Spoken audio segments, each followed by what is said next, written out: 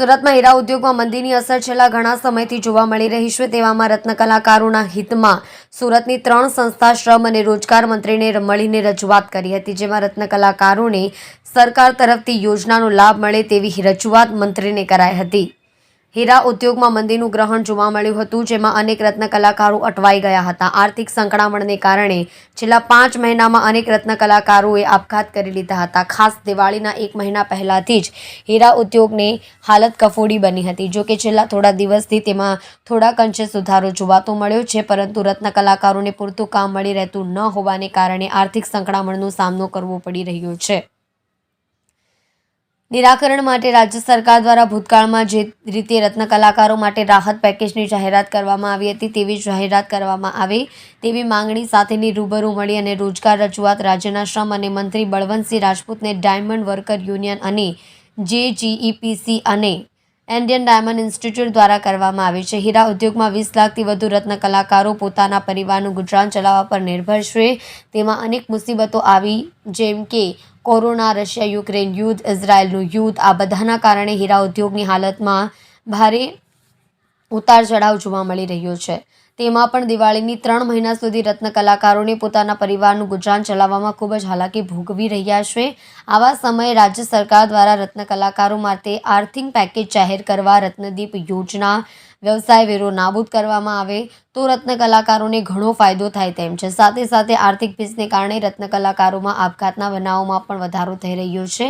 છેલ્લા 5 મહિનામાં 38 જેટલા રત્ન કલાકારોએ આપઘાત કરી લીધા હતા। આવા રત્ન કલાકારના પરિવારને આર્થિક સહાય આપવા માટે પણ વિચારણા કરવામાં આવવી જોઈએ। સમગ્ર મામલે મંત્રી દ્વારા પણ તાત્કાલિક રત્ન કલાકારોની માંગ પર અભ્યાસ કરવા સૂચન કરાયું છે। સુરતના રત્ન કલાકારો હીરાની ચમક આપી રહ્યા છે, ત્યારે હાલ રત્ન કલાકારો મૂંઝવણમાં છે।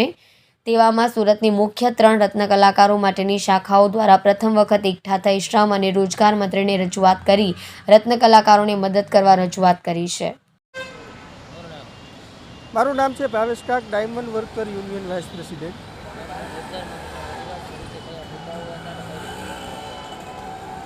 છેલ્લા ઘણા સમયથી હીરા ઉદ્યોગની અંદર ચાલી રહેલ ભયંકર મંદીના કારણે અસંખ્ય રત્ન કલાકારો બેરોજગાર બન્યા। તે બાબતે વારંવાર અમે ગુજરાત સરકારને રજૂઆત કરી હતી। ગઈકાલે ઇન્ડિયન ડાયમંડ ઇન્સ્ટિટ્યૂટના ચેરમેન શ્રી દિનેશભાઈ નાવડિયાના અધ્યક્ષસ્થાને અને gems and jewellery export promotion council regional chairman Shri Vijaybhai બાંગુકિયાના સમર્થનથી ગઈકાલે અમે શ્રમ અને રોજગાર મંત્રી, ગુજરાત રાજ્યના શ્રમ અને રોજગાર મંત્રી શ્રી બળવંતસિંહ રાજપૂતને મળ્યા હતા। અમારા જે મુદ્દાઓ છે એ મુદ્દાઓને લઈને અમે માંગણીઓ કરી હતી કે રત્ન કલાકારો પાસેથી લેવામાં આવતો વ્યવસાય વેરો, જે રત્ન કલાકારો ગુજરાતની અંદર 25 લાખ જેટલા રત્ન કલાકારો કામ કરે છે, બેરોજગારને આર્થિક પરિસ્થિતિથી સંકળાયેલા છે, એમના માટે આર્થિક પેકેજ જાહેર કરવામાં આવે। છેલ્લા 5 જ મહિનાની અંદર 38 રત્ન કલાકારોએ સુસાઇડ કર્યા છે માત્ર સુરતની અંદર, તો એ પરિવારોને આર્થિક મદદ કરવામાં આવે, રત્ન કલાકાર કલ્યાણ બોર્ડની સ્થાપના કરવામાં આવે, એ બાબતના મુદ્દાઓ લઈ આજે ગઈકાલે અમે શ્રમ અને રોજગાર મંત્રીને મળ્યા હતા। અને સુરતની અંદર આ પ્રથમ વખત 3 સંસ્થાઓએ રત્ન કલાકારો માટે રજૂઆત કરી છે સરકાર સમક્ષ। તો આના માટે કાંઈ ને કાંઈ નિર્ણય સરકાર લેશે, અમે અપેક્ષા છે અને અમને વિશ્વાસ છે કે આના માટે આવનારા દિવસોની અંદર ગુજરાત સરકાર રત્ન કલાકારોનો દરકાર લેશે।